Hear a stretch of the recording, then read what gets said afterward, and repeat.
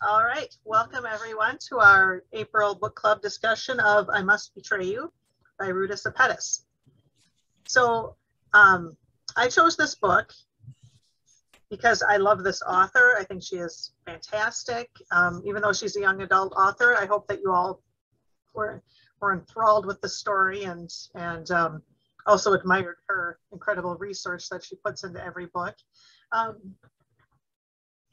Salt to the Sea is one of her earlier books, and this is just one of my all-time favorite books, regardless of genre, YA or straight up lit. This is fantastic. This is about the end of World War II, when the German civilians were trying to escape the Russian soldiers. And this is the one, her newest one before I Must Betray You. And this is about the dictatorship of Franco in Spain. So she doesn't always write about war, but she often does. She has another book called Between Shades of Grey that is about pre-World War II and Lithuania. And she is Lithuanian, as she says in the afterword. And then she has another one called Out of the Easy that is about a young woman whose mother, set in New Orleans on Bourbon Street. Her mother is employed in a brothel, and this young woman just wants to get out of New Orleans and into college. So that's also a really excellent one. My favorite Nancy, what's the title of that last one again? The New Orleans one? Out of the Easy. I couldn't hear that very well either. What is it? Out of the Easy. Like the big easy, out of the easy. The Big Easy. The Big Easy. Okay. All right. Go ahead. I was just saying, I Must Betray You. Anybody want to start? Yeah, does anybody have a thought to start with? Kate? I really, really loved the book for just the first comment, even though it was YA. Probably shouldn't say even though it was YA, but I don't usually read YA. So it was a good chance to do that. I was interested especially in how she uses Romanian for the chapter titles. I mean, it's just numbers, and she kind of uses some of the phrases like merci in the book itself. And to be honest, I usually find that kind of gimmicky, especially when the writer is not like Romanian in this case.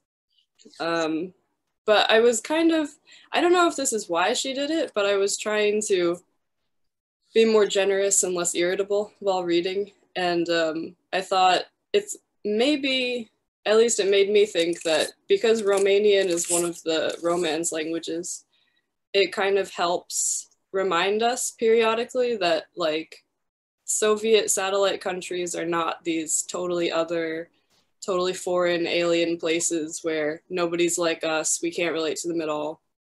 Romania has so much common history with like the civilized free West. And I think it's easy to forget that, especially since there's so many stereotypical images like Dracula and Transylvania and all of that. And that's probably where most of our knowledge stops of Romania. So this time I found it kind of a nice reminder that like, hey, it's not that different from the world that we're living in. It made it more relatable, I guess. I like your comment about you don't normally read YA. And isn't that awful that like we think, because when Nancy and James first announced and said, oh, well, it's a YA book. They're like, oh, okay.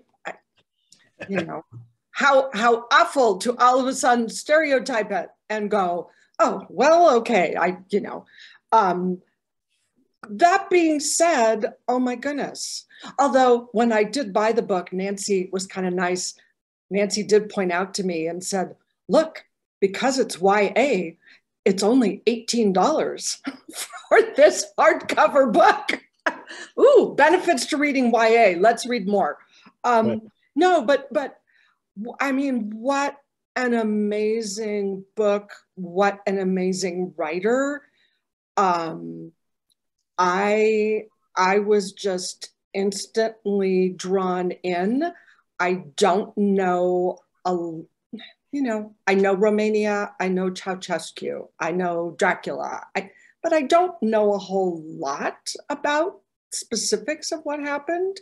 One of the trainers at the gym where I go is from Romania, and he came when he was 5 or 6 years old, he and his brother. And one time he told me the story.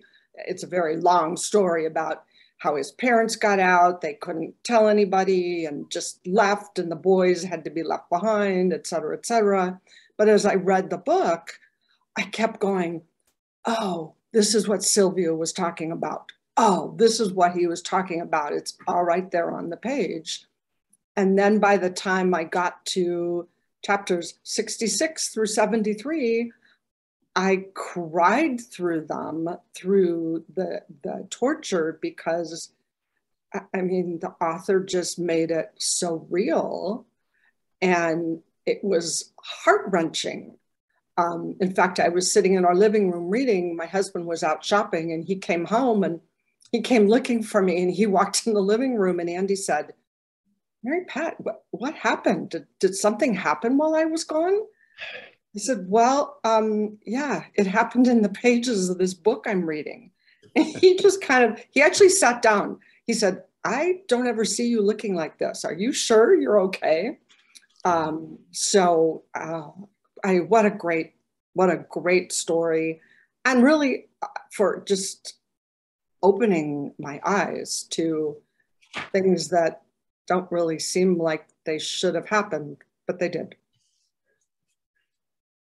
Yeah, and let me just jump in very quickly before other people do about that. A couple of things. One thing about what Kate said, and then what you just said, Mary Pat. 30 years ago, I directed Carol Churchill's extraordinary play called Mad Forest as a guest artist with the training program at Boston University. And the reason I bring up that is that what Carol Churchill did in 1990 is she took 11 acting students from London to Romania. This was after the revolution had happened. And she just sort of sent them into the world of Romania. And these 11 kids just started assembling stories of all kinds of people from all walks of life. And then when they came back to London, Carol Churchill put it together into a play. And the first act is before the revolution. The middle act is just these 11 people standing at the front of the stage, just telling you moment by moment what happened to them in the 3 days of the revolution. And then the third act is after the revolution, where people are trying to start out a real life. But Kate, one of the interesting things about it is every scene in the play has a Romanian title, so that you won't be able to see this very well, but and especially I have so much writing in my books that you can never read anything. But for instance, the very first scene of the play is Lucia. So someone says out loud, Lucia are patru ua. Lucia has 4 eggs. Lucia are patre ua. And so the Romanian is spoken, the translation is spoken, and then the Romanian is spoken again, and then the scene happens. And that's true through the entire play. And it does do what you said, Kate. I mean, it gets your mind into thinking about, this is, there's not much difference here, but, and the sounds in our ear are really, really matter. And by the way, I want to point out one thing about when a playwright gets it just right. The first scene of the play has 0 dialogue in it, and all you see a married couple sitting. The husband's in a chair, the wife is behind him, and they're smoking. Everybody smokes in Romania. Poor Bob Morgan, who is a designer at APT, called me and said, I don't think we can do the smoking. And I said, Bob, if you don't want to do the smoking, we do another play. because that was their entertainment. That's all they had was cigarettes, period. So no smoking, no Mad Forest. He said, okay, calm down.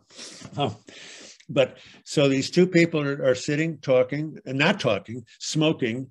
Then they get into an argument. But before they get into an argument, they turn the music up, the radio up in the room, very, very loud. They whisper an argument that you can't hear, and neither can the censors. And then their two daughters come in, and one of them, the older daughter, sort of like magic, shows that she has either been online or traded Kents or something for 4 eggs. You know, and obviously from the whole rest of the family's reaction, eggs are very, very hard to come by. And then the girls can suddenly realize that the parents are in the middle of an argument, and they're sort of happy and jumping around. The radio goes back up. The parents start whispering to each other. The radio goes back down. The father takes one of the eggs and smashes it on the floor. And all 3 women just stare at this egg. And then the wife he turns the radio off entirely. The wife leaves the room. The younger daughter just stands there shocked. And the older daughter who brought the eggs gets down on her hands and knees with a cup and scrapes the egg off the floor into a cup to save it. And in that little, 40 seconds, she tells the whole story of living in Romania. I mean, you don't know that yet, but then it gets, splayed out. And Mary Pat, and no, I'm sorry, was it Nancy who talked about the research? Believe me, I did an enormous amount of research about that country, and Ruta did a magnificent job of sort of just bringing things in, and she brought so many things in so subtly that little things that we wouldn't notice, or I mean, I just love that moment where the two young kids who are falling in love taste Coca-Cola for the first time. I mean, there's just 1,000 little moments like that. They were so moving. Anyway, I urge you to read Mad Forest if you can. It might be a little hard to find, but it's really worth. And there's so many interesting books written about Ceausescu and that period. And he's the slimiest person in the Eastern Bloc until our good friend Vlad the Impaler Putin, who's just probably the most hideous human being on the planet right now, and that's not a title you want, especially in this planet at this moment. But okay, I'm shutting up. Next.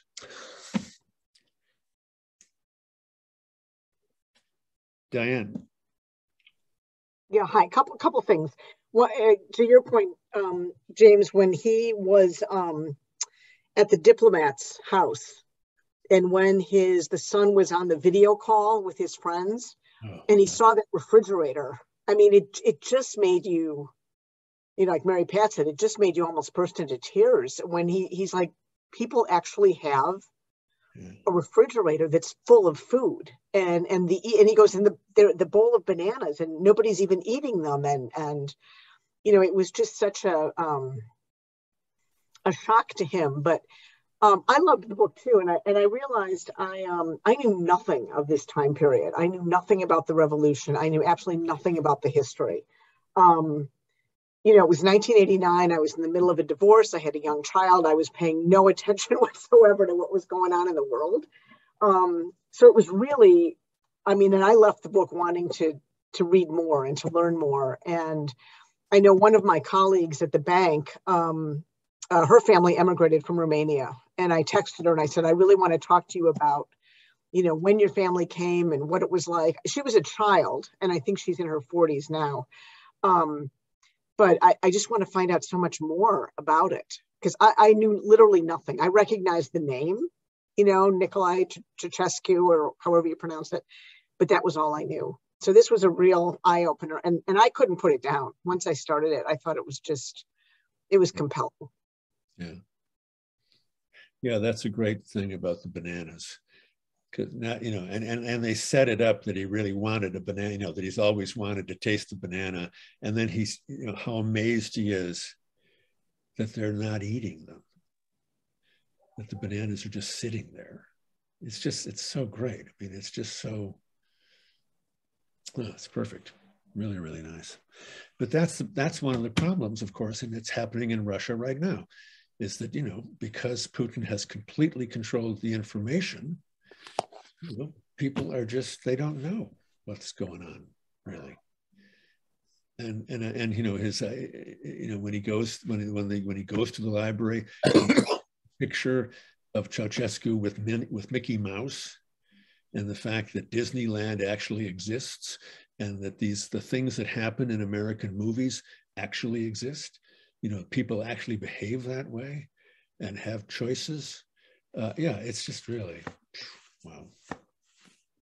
And I think it is, of course, it's particularly heartbreaking because it's such young kids. You know, it would be interesting to know if the author has seen or read that play, James, because remember the scene where the mom drops the oil in the stairwell, and then they go and try to clean that up. Yeah. I mean, how desperate would you be to try to, how would you even sop that up into the stairwell with everybody's dirty shoes and who knows, and they're so desperate to get that oil back that they'll. Well, and it's the time that they have to take to get the oil in the first place, you know, to stand, or the moment he says towards the end of the book, I stood online for 3 hours to get, you know, to get a potato, and I got an onion the size of an olive. An onion, you know. Oh, wow. Yeah. Larry, did you want to say something? Yes. First of all, I agree pretty much with everything that's been said. And I want to compliment you, Nancy and Jim. The last couple months, I'm like, well, the next book cannot be as good as this book that we just read. And I read this book in 2 sittings, 100 pages the first night and then 200 the next night. And I'm probably strange in that I like having the news on kind of as background, and I'm watching these reports from the people trying to survive in Mariupol, and I'm like, oh my God, could this be any more relevant other than the spine is the thing that got me in the book, where the narrator was so persuasive. It's definitely his best friend. Nope, it's not his best friend. It's definitely his sister. Nope, it's not his sister. It's definitely the girl he's in love with. Nope, it's the American. I mean, and then you finally get to the mother, and it's like, oh my God, I didn't see any of that coming. Each time I was like, oh my God, what? And I have to say, I was glad to hear the discussion about young adult literature, because I taught 8th grade language arts for 30 years. And when I could get a book like this in one student's hands, and then it would be passed around, and I'm friends with a woman who's the secondary English coach, and it's on my to-do list to mail her the Arcadia article about this book, because this author, who I've never heard of before, she does such a great job as making you feel like you're in their shoes and you're experiencing the thing that got me was there's no heat, nonstop, no heat. And I'm cold when it's lower 60s in the house, and there it's like 40 some degrees. And so the other thing that I have to mention, in 1989, when this was happening, and I'm sure I was aware of it happening, but I was part of a group that was called the American Soviet Mural Project. A friend of mine who was an art teacher, who organized clay stamps where you have to mix clay with like baby powder and then it becomes money. In the summer of 1989, we had 5,000 people at the Summerfest grounds stomping clay to create a mural that 30 of us traveled to what was then Leningrad, now St. Petersburg, to present this humongous mural that the Americans made. And we were with a film crew from public television. And on the banks of the river there, we had a clay stamp with the Russians or Soviets at the time. And we created a mural that came back to Milwaukee. And for the last 30 years has been at Mitchell International Airport. Wow. But coincidentally, about 3 weeks ago, the art teacher who orchestrated this called me because the airport covered up this peace mural because they were worried that people would vandalize it because of what's going on in the Ukraine. And again, we were like the first people allowed to stay in Soviet apartments, and the apartments were just like the apartments in this book. They were so small. We stayed at a house with parents and 2 teenage girls. The 2 teenage girls moved into the parents' bedroom. The other American with me, we were in the girls' bedroom. We would sit around this tiny, tiny kitchen table where we would have meals, and the tiny, tiny bathroom always had clothes hanging. And finally I was like, what's with the clothes hanging? Because there were no washing machines. There were no dishwashers. Why did everyone have tires on the balcony? And why did the cars not have windshield wipers? Well, it was because rubber was so scarce, people would steal the windshield wipers. And again, this is Gorbachev, Glasnost, while this is going on. And the Soviet Union was a third world country. The infrastructure was terrible. And here in Romania, it sounded like it was even worse. And I'll never forget the teenage girls translated, and you know, the dad said, well, who are your American presidents that you admire? And you know, I said something like Lincoln, Roosevelt, Kennedy, and I said, who are the Soviet leaders that you admire? And they said, none of them, because they thought they were all horrible, including they thought Gorbachev was horrible. And when you mentioned about the Coke, the water was undrinkable. The bottled water was undrinkable. You could only get a Pepsi if you went to the tourist store that you had to pay. So basically, you had 2 drink choices, vodka or coffee. I became a coffee drinker at like 37 because I wasn't going to start drinking vodka, which half of our group got drunk and sick from trying to keep up with the Soviets.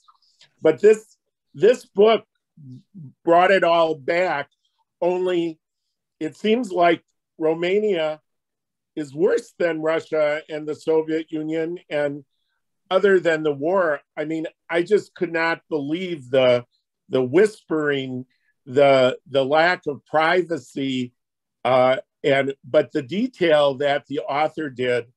And I know I got to stop, but she had me on page 5 when he said, our beloved hero, our hero, maverick of the great Communist Party of Romania, and vampire to the necks of millions. A legal metaphor? Absolutely.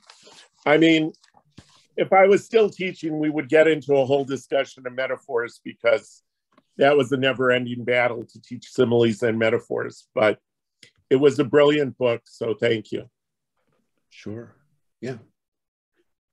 Would you, Nancy, call? Somebody's muted. Nancy, you're muted, I think. Adele, I think you had your hand up first. Well, with this head of gray hair, I tried to imagine myself being a young adult reading this book. And what I really connected with was her beautiful description of family dynamics, the importance of school and friends at school, and the whole angst around liking this girl and can't talk to her for 3 years.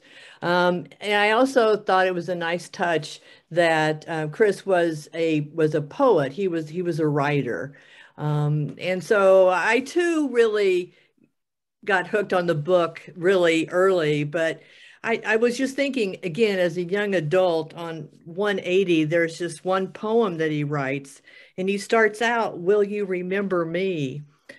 Well, that was my moment of tears. It was just how many young adults also think about, will you remember me, and what about my hopes? And it was, this young man trying to negotiate a political turmoil as well as just being a young adult. I mean, I enjoyed the history part of it, but I would imagine that a young adult, I would like to hear what they would pop out to them about what they really liked about this book. So I enjoyed it thoroughly, and even bought Salt to the Sea. So. Okay. Well, Charlotte, did you want to say something? Well, I have a question, I suppose, especially for Larry or anybody else that was a teacher. What age, when we say young adult, specifically though, what age group would this be aimed at, and which age group would respond the best? I would say 5th, 6th, 7th, 8th grade, high school. I mean, the thing that's great about it is, at least in 8th grade, the girls were always more mature than the boys, and they tended to be bigger readers. But to me, this book would appeal to both young boys and girls. And yeah. I can't even tell you how elementary kids, if they're good readers, I mean, there's violence in the book, but it's the opposite of gratuitous violence. It's because people are being killed and tortured. And to me, it's almost more horrifying. I think what you as a reader are thinking is even worse than what you're reading about, because she does a great job of making you feel it, but it doesn't go. So I agree that the love story, and then when she gets so mad at him and basically is going to be over, but the scene where they go watch the movies on videotape with the Romanian, what were they watching? Die Hard and something else, and that was their introduction. We take so much for granted, but I would give this book to any young, definitely middle school, high school, older elementary. I think they would really like it. And again, because there's so many parallels with Russia, but I also felt there were parallels with America. Like, why do people believe all these crazy conspiracy theories? Well, if your media is only about the crazy conspiracy theories, and you believe the Walt Disney Company is part of this, pedophile, gay, trans agenda, you can believe incredibly stupid things. And I'm just still horrified that it was the mother. It was like the call is coming from inside the house. I also reacted to your comment that there were similarities to the U.S. and what I particularly where I particularly began to see that was with this notion of the spying and the teachers, the principal, and then being fearful of the other students. And it just reminded me so much, or made me fearful so much, because of the current legislation in Florida about, okay, you report on teachers. And that just was a scary parallel to what was happening the classrooms in this story? Because I think we all like to think that those things don't happen anymore. You know, of course, 1989 wasn't that long ago. But no, of course that doesn't happen anymore. But then we look at what's happening in our country. But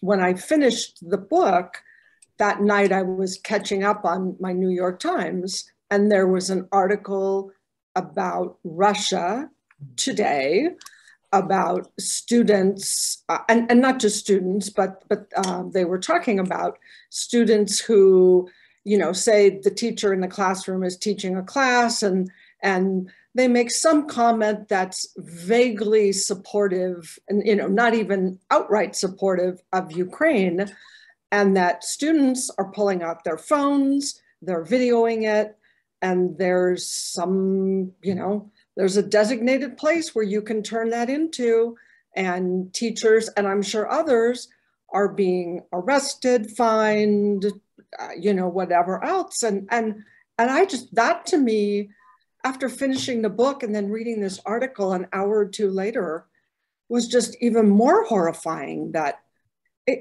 okay, it's Romania happening today. You know, when will it ever stop? Bonnie, did you have a comment? Yeah, sorry that I joined you late, but I wanted to briefly address a couple of things. One is I every day I feel so humbled, you know, things I didn't know, things I was unaware of.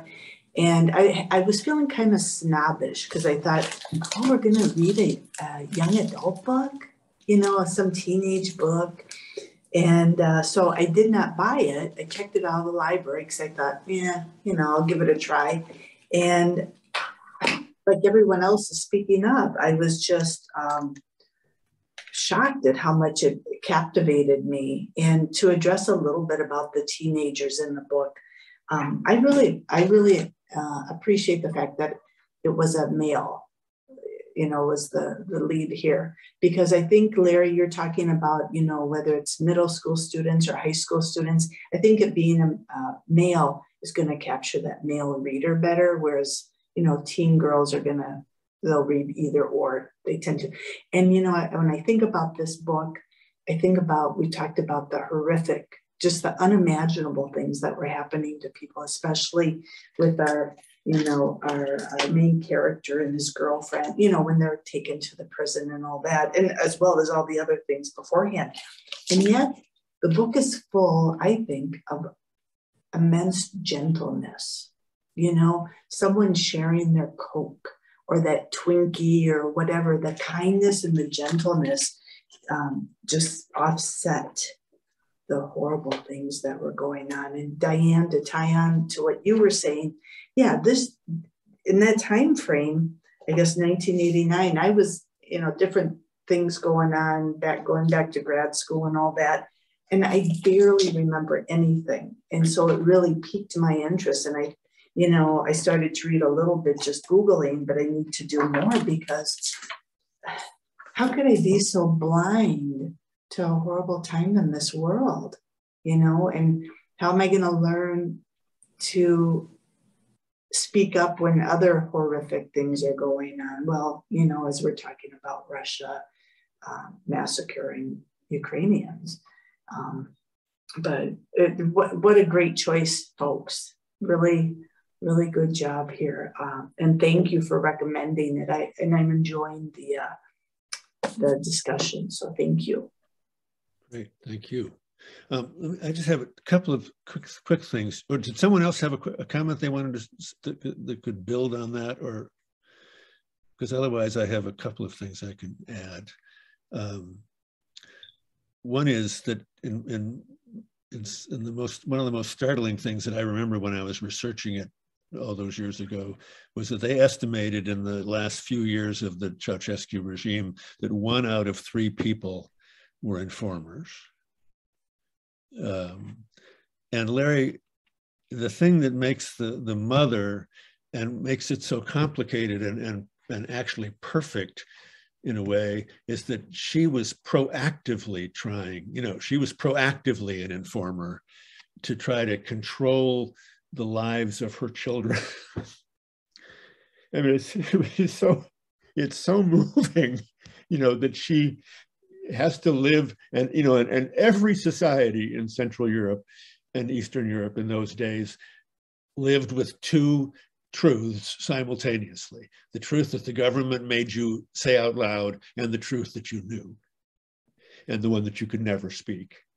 And so I feel like that the epilogue, when he discovers that it's his mother, and he discovers why, and then he can't, the one unanswered question, she leaves him, right at the door of this guy to finally find out 20 plus years later about his sister, and all the guilt.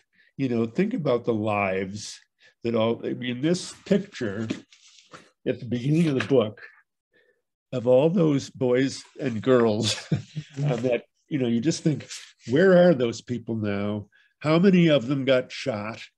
How many of them got run over by a truck? How many of them are still there trying to make a life? And then look at those horrible fucking apartments behind them where everybody lived except for Ceausescu, who, couldn't live in an apartment that small because, he was too special. But it's just, and then to go back to when you can, what age group. I was hired at BU 3 years in a row to do plays with a political focus, because the man who ran the program wanted the students who were undergraduates, say age 20 to 22, to be provoked to know that art can matter in the world. And today, I hadn't looked in I have files from plays I've directed for all those years, and I took out the Mad Forest file. And in that file, which I had not looked at since 1992, were letters from every single of the 11 actors thanking me for opening their eyes to the world. And, that's the gift that Bob Morgan gave to me that I could then pass on to those kids. And it's why Larry was a good teacher. It's why, it's when you can take people and alter the course of their life just by making them aware that there is something more in the world. And these places have people just like you in them. And, who are, and the thing about that poem that you brought up, and the fact that it is a boy, the fact that the boy, what is it? What's the first line? Will I be remembered? Will I be, yeah. Yeah. Will you remember me? So it says to a 17-year-old boy who's keeping a journal, but he doesn't tell anybody. Yeah. It says, that's okay. That's actually a really good idea. And who knows, maybe you'll be a writer. And that's what I think the value, one of the huge values of YA literature is. All it takes is 4 people in a class to read this book and love it, and 50 people in the stool will read that book immediately. Yeah. When I ran a theater in Chicago, I used to say to my the people who were trying to figure out how to get people in the seats, and I'd say, you guys do a great job. The only thing that makes me want to see a play is if my best friend says to me, you have to see this play.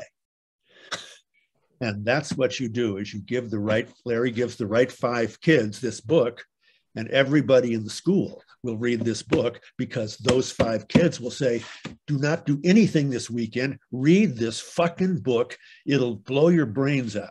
And that's why we all do what we do, which, we all meaning the book club, we just want to read and talk. And that's enough talking from me. Someone else say something. Well, the one person in the book we haven't mentioned is the grandfather. I don't know how to pronounce Bunu, but he was such an incredible character. And I loved the jokes that they would tell back and forth. And then you don't find out until towards the end that the dad was part of the jokes. Yeah. And he was only so friggin' quiet because his wife was a friggin' traitor. And the scene where the grandfather is beaten to death, and the narrator goes, my grandfather, my teacher, my inspiration, my hero, how could I ever live without him? And then the mother kneeled down, put her hand on my shoulder, and she goes, this, she whispered, is what happens to philosophers. That was so devastating that I couldn't believe it. I do want to say, I think one of the reasons most of us did not follow this carefully is because 1989 was the student uprising in China and the Tiananmen Square massacre. Because I remember a week after the Tiananmen Square massacre, I went to Chicago to see Les Mis for the first time, where they're all getting massacred. And it was like, this is history repeating itself. And so after that happened, I had a poster in my classroom for 20 years of the guy in the white shirt standing in front of the tank. And I just had it up there, and kids would come up and say, well, what's that? And now in the Waukesha School District, where I teach, because the whole school board has been taken over by right-wingers, the teachers have been forced to take down rainbow signs, you're welcome signs, anything that can be construed as political. I'm sure I would have had to take down my white guy in front of the tank, but that is happening today, now. Right now, in Waukesha County, they swept all the school board races because they convinced the parents that critical race theory is being taught, which it's not, and that teachers are trying to indoctrinate kids. I can't tell you how many people in the last 2 months I said, people who know me know I have strong political opinions. I say, I never expressed one political opinion in 30 years in the classroom, because that's not what I was there for. I was there to try to share my love of reading and writing and getting them to read. But so the book is just so relevant, and I think we should all pass this one on to teachers, young people, because it just, you can tell I'm still worked up about it, and I finished it over the weekend. But it is just so powerful. Well, Larry, I got to tie on to what you're saying, because, you know, I'm your Waukesha cohort here as well. And the whole school board thing is just a nightmare as far as I'm concerned. But when folks were talking, Larry and others, about, you know, what about reading this and what grade level and all that, I was already thinking, okay, would this already be banned? Like, what would they not like about it? You know, I'm sure it's feeling more and more like something would be found that we can't have. You know, as we all know, history just repeats itself, right?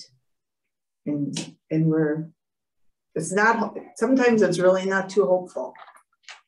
Well, Bonnie, to make you feel better, in the 1980s, we had a principal and a teacher who wanted to ban Stephen King's Firestarter book from our book fairs. That became the most widely read book in Waukesha. I had kids who had never read a large, they'd be like, Mr. Nelson, this is the first 500-page book I've ever read.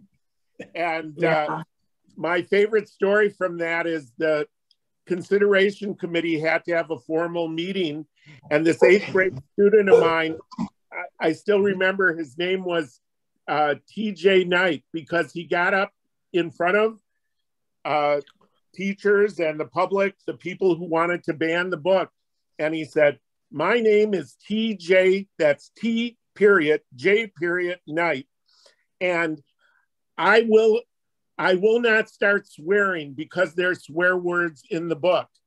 I will not dress up as a woman and stick my hand down a garbage disposal like the villain in this book.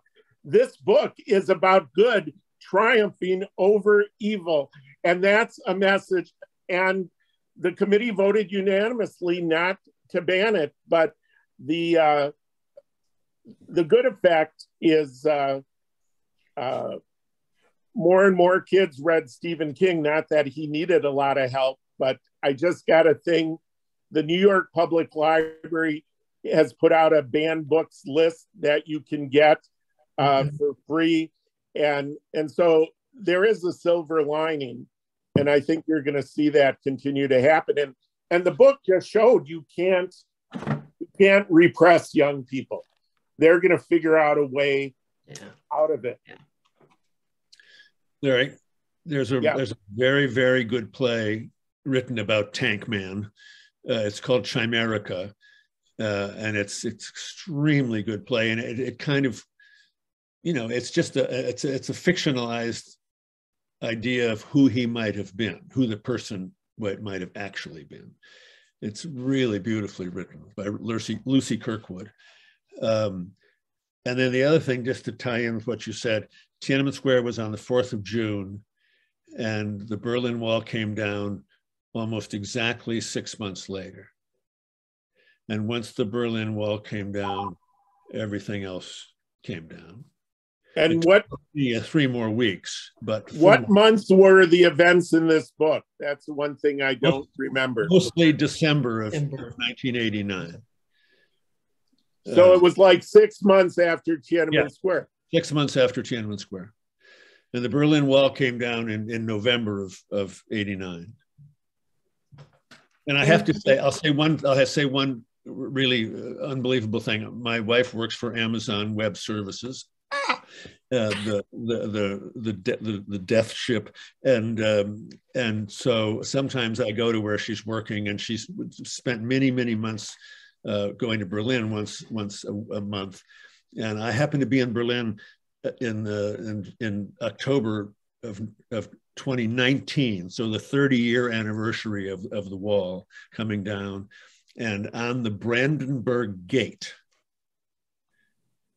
in Berlin on this weekend, they showed film of the kids standing on the wall and big holes in the wall, and it was almost unbearable to watch. Just standing there with this video playing on the Brandenburg Gate. It was just kind of overwhelming. Anyway.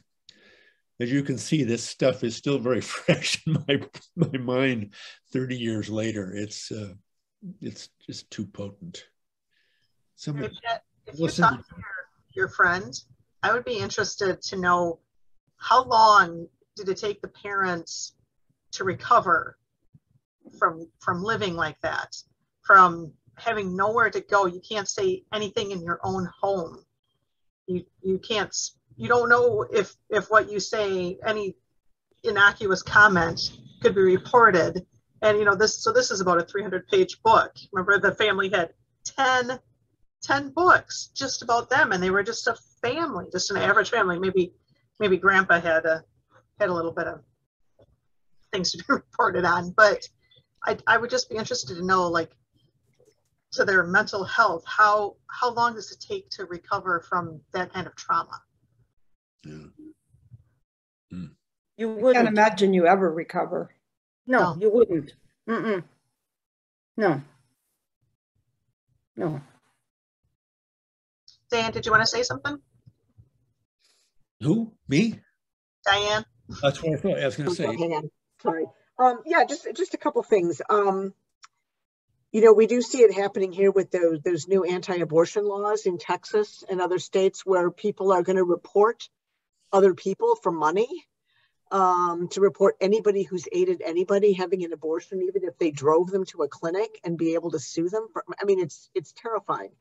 But if any of you, on a kind of another note, but getting back to the banned book stuff and everything else, if people didn't see it, find the video of the Democratic State Senator Mallory McMorrow from yesterday.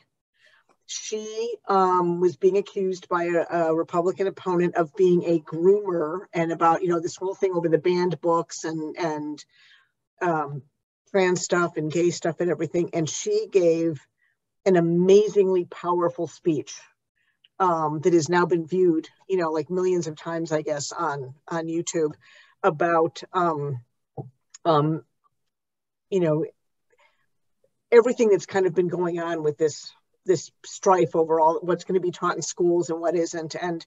And Charles Blow from the New York Times was interviewed afterwards on the news show, and he said, you know, we have to take this back and look at it from the other side of it, is why should I let my children have a terrible education because you want to impose your political beliefs on what my children can read? And, you know, when I was in high school, I was in a Catholic high school, but, you know, bless the nuns. We read Kurt Vonnegut, we read Slaughterhouse-Five, we read The Last Temptation of Christ. I mean, we read books that were being banned in other schools in high school. And, you know, I would think we would want an educated populace coming up, not an ignorant populace coming up.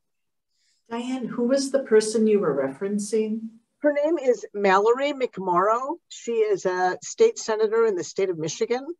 Oh. And this speech it's all over. I mean, you can get it on CNN, you can get it on, you know, YouTube, you can get it everywhere. It was one of the most powerful things I've ever heard. I think where I saw it last night, I thought it was The Last Word with Lawrence O'Donnell.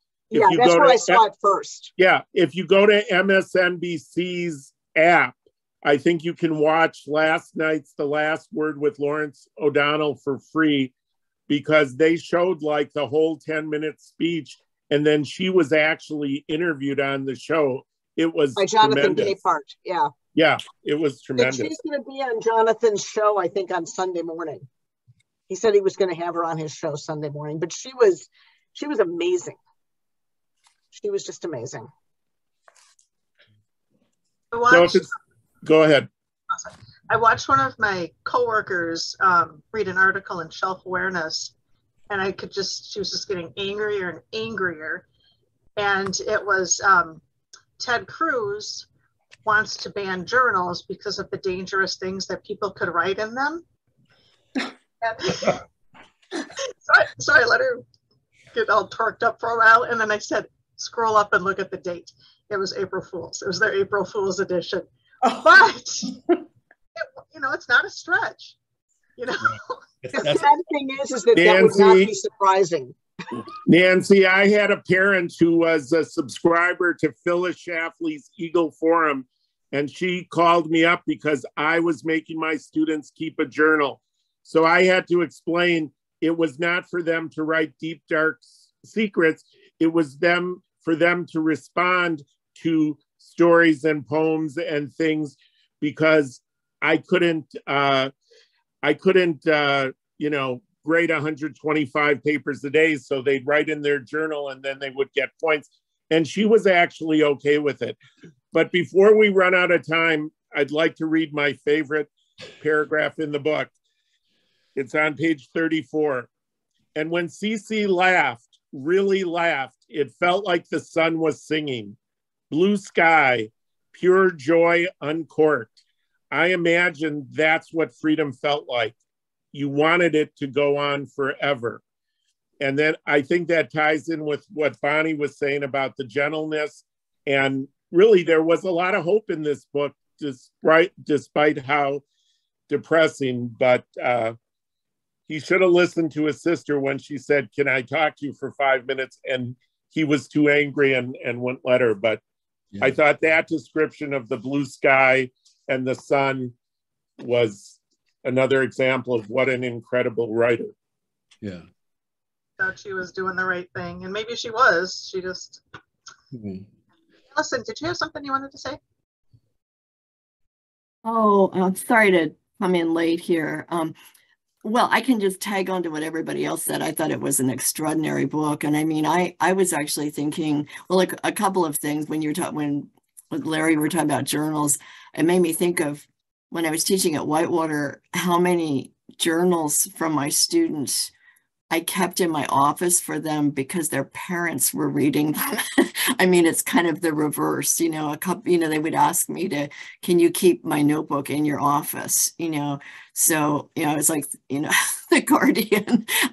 But I was also thinking too, when people were talking about, you know, age level for this book, I could see this book being read in a college classroom myself. I mean, I could see this being used in freshman English. They're just not that far away from being that age, you know, that I could see them really tapping into it, you know, so, but extraordinary book. This is a fabulous choice. I mean, I remembered this stuff happening, but, you know, as we've been talking, I've been thinking, because it was framed by Tiananmen Square and of course the Berlin Wall, you know, that was like the really big thing, you know, it wasn't until Ceausescu was coming down that, you know, it sort of caught my attention in the media. I mean, it was just sort of overshadowed by these seemingly bigger, you know, events, but they're all really part and parcel of the same thing. But this is a great choice, you guys. I don't really think there's much that I can add. I mean, the writing is gorgeous in it, really gorgeous. Yeah. So after reading this, it makes me to want to reading her other books.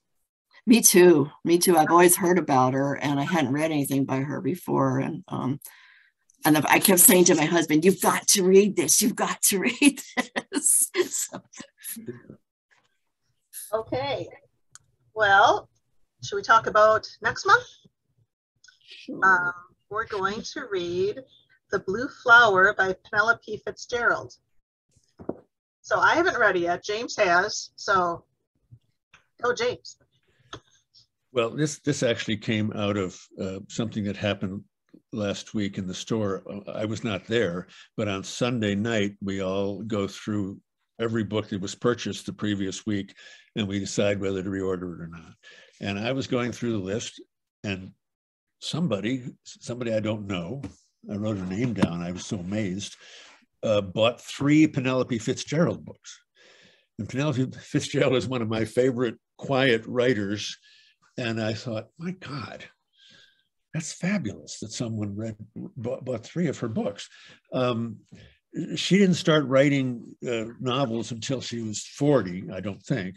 And then in the last 30 years of her life, she wrote, I think, 15 novels, 4 of which were nominated for the Booker, and 1 of them won.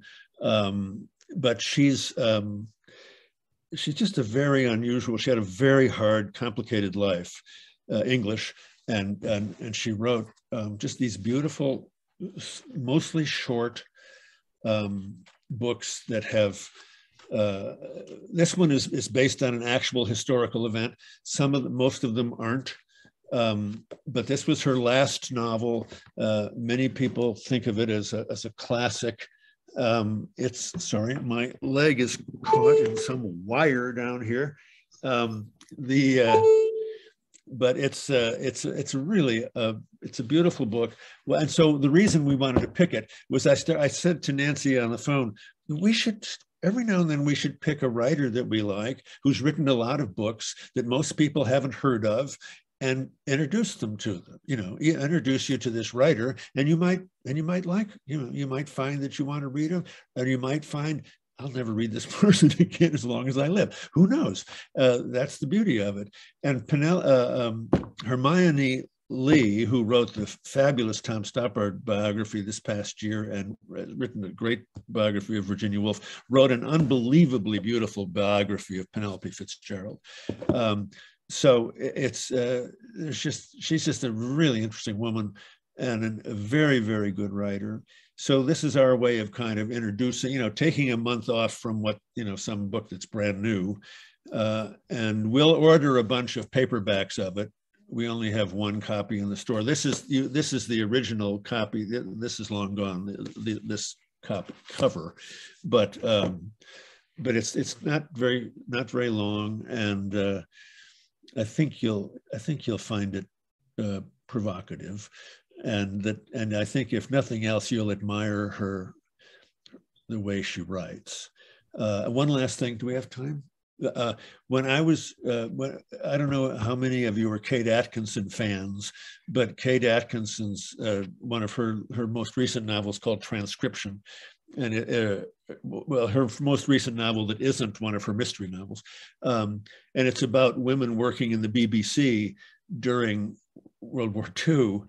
And the whole time I was reading the novel, I was thinking, God, I wonder, she must have read Penelope Fitzgerald's book, Human Voices. She must have read that book because Penelope Fitzgerald worked at the BBC in 1940 and wrote a novel about BBC in the war, and all the women who worked there.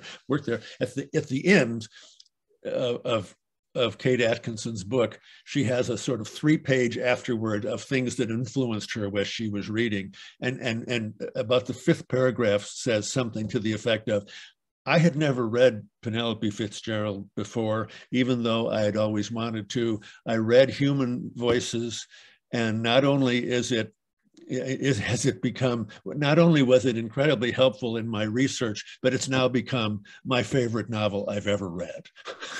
So it's just, she's just one of those writers that other writers really respond to. And so it's, I don't know, I just think, we just thought it'd be fun to try something from, it was written about 30 years ago, Nance, isn't that what we figured out? Something like that. Yeah. Nancy, what's the date for the next book club? May 17th. May 17th, okay. That's a little bit less than a month away, but it's not a terribly long book. That's a Tuesday? That's a Tuesday? Oh, did I tell you the wrong? Should be whatever that Wednesday is. May 18th? 18th. Sorry about that. Yes, 18th. Sorry. It's okay.